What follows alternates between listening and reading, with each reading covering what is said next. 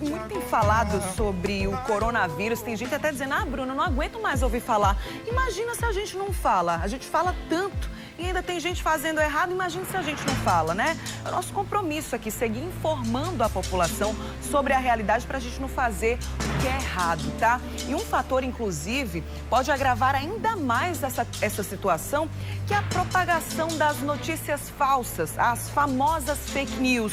A falta de informação muitas vezes pode causar pânico na população e é por isso que é importante nós estarmos sempre atentos aos dados oficiais.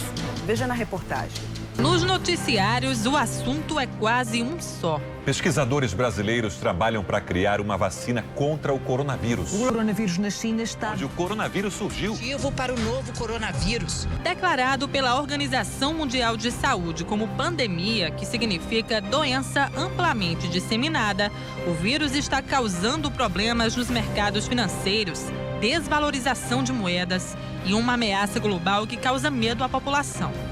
Mas calma, antes de tudo, o que é o coronavírus? Em resumo, o coronavírus é uma família de vírus que causa infecção respiratória.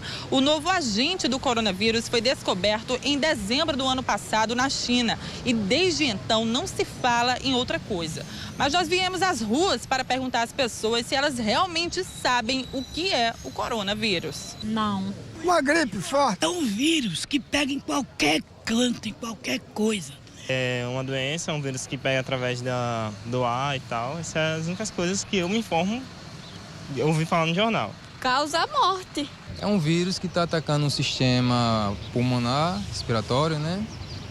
E entre outros órgãos aí, que está acontecendo aí uma pandemia aí, né? Apesar do pânico, outras doenças têm um índice de letalidade, ou seja, número de mortes, muito maior do que o coronavírus. Segundo dados do Ministério da Saúde, só no ano passado mais de 700 pessoas morreram devido à dengue em todo o país. É importante ficarmos atentos às fontes das informações para não acreditarmos em fake news, as notícias falsas.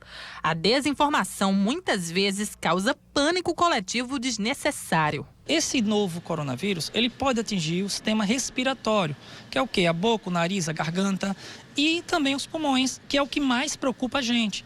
Porque ele tem uma característica naquelas pessoas idosas, as pessoas mais frágeis, que ele pode evoluir para um tipo de pneumonia, um tipo de inflamação, infecção nos pulmões. Né? E é isso que preocupa porque é o que evolui para aquele desconforto respiratório, o sofrimento respiratório. As pessoas puxam o ar e não vêm porque os pulmões estão doentes. Os sintomas do novo coronavírus são bem específicos e semelhantes a uma gripe muito severa. A febre alta é quase sempre o sintoma inicial. É muito difícil uma diferença de sintomas porque são vírus que causam as destruições parecidas no sistema respiratório.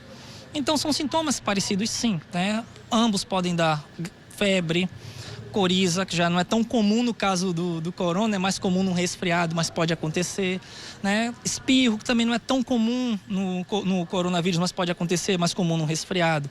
Tosse, que pode ser no começo seca e depois pode evoluir para uma tosse cheia de secreção. E aquele desconforto respiratório, que é o cansaço, a falta de ar. São os sintomas que vêm geralmente associados à febre. 97, 98% das pessoas abrem um quadro, inclusive, com febre. Claro, não é uma regra. Já tem casos de pessoas com coronavírus que não tiveram febre, mas geralmente também, além dos sintomas respiratórios, eles abrem um quadro com febre. Dados das plataformas do Ministério da Saúde são oficiais. Leia, se atualize. Não compartilhe informações baseadas no que você ouviu falar.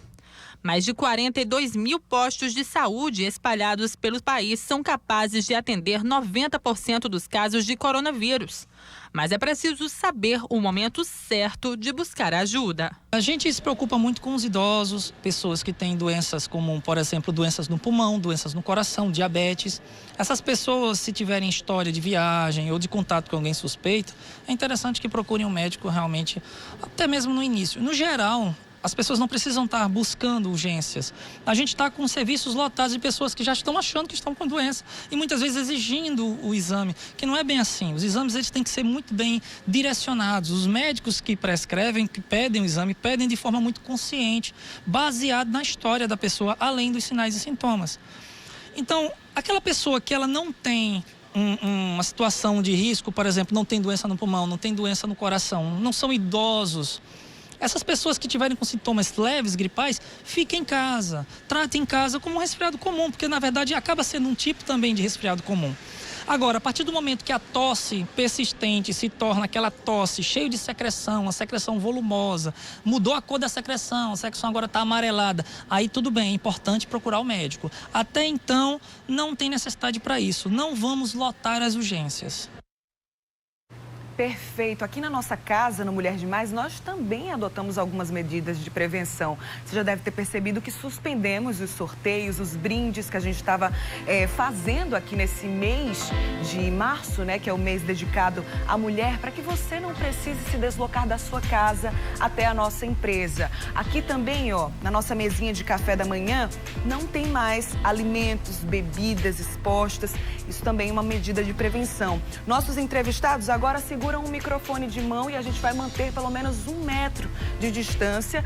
Tudo isso para nossa segurança. E você também pode fazer isso na sua casa, né? Saia o menos possível que você conseguir. Se você tem esse privilégio, fique em casa, tá?